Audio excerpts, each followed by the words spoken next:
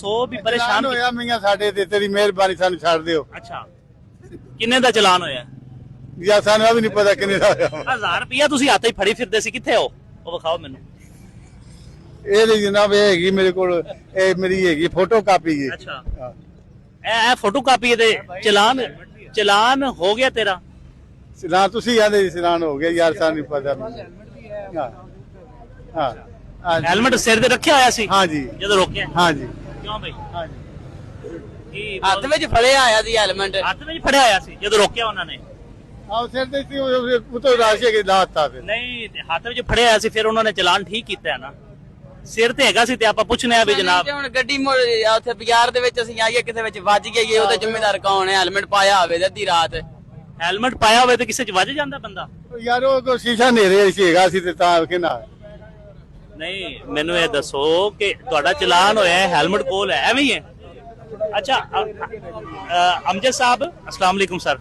अच्छा सर कह रहे ने जी कि साडे कोल हेलमेट सी ते चलान फिर भी हो गया है, इन्हें कोई लाइसेंस नहीं है, विदाउट लाइसेंस। और दूसरा सर क्या हेलमेट इन्हां दे साथ पहना भी नहीं हुआ था, पहना भी नहीं हुआ?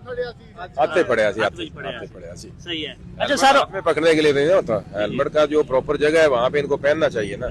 और विदाउट लाइसेंस भी आ रहे हैं सर उनका ये और से आए बगैर लाइसेंस के। सही है सर, उनका ये कहना है कि बाजार में हम आ रहे हैं, हेलमेट अगर सर पे होता तो हम किसी के अंदर जो है ना वो हमारा कोई हादसा खुदा न खास्ता हो जाता, इसलिए हेलमेट उतारा था।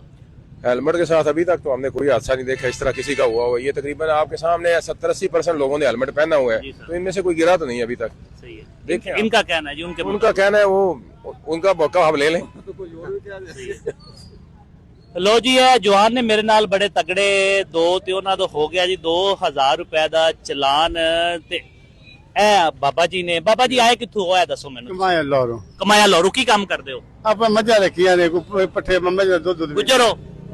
क्या बात है, निशानी भी गुजरा लिया तो जरा सोने जवान। फौतगी ਦੀ ਮਰਗ ਤੇ ਗਏ ਸਾਂ, ਫੌਤਗੀ ਦੇ ਬੁੰਗੇ ਯਾਰ ਫੌਤਗੀ ਦੇ ਗਏ ਸਾਂ, ਸ੍ਰੀ ਸਮਾਜ ਸੀ ਠੀਕ ਹੈ। ਤੋਂ ਘਰ ਚੱਲੇ ਆ ਤੇ ਜਨਾਬ। ਬਾਬਾ ਜੀ ਹੁਣ ਇਹ ਤੁਹਾਡਾ ਹੈਲਮਟ ਤੁਸੀਂ ਜਦੋਂ ਬਾਜ਼ਾਰ 'ਚ ਨਿਕਲਣਾ ਹੈ ਨਾ ਜੀ ਹਾਂਜੀ ਤੇ ਸਿਰ ਤੋਂ ਲਾਣਾ ਨਹੀਂ ਹੈਗਾ, ਹੁਣ ਸਾਨੂੰ ਮਾਫੀ ਦੇ ਛੱਡੋ। ਹੁਣ ਤੇ ਚਲਾਨ ਹੋ ਗਿਆ ਜੀ।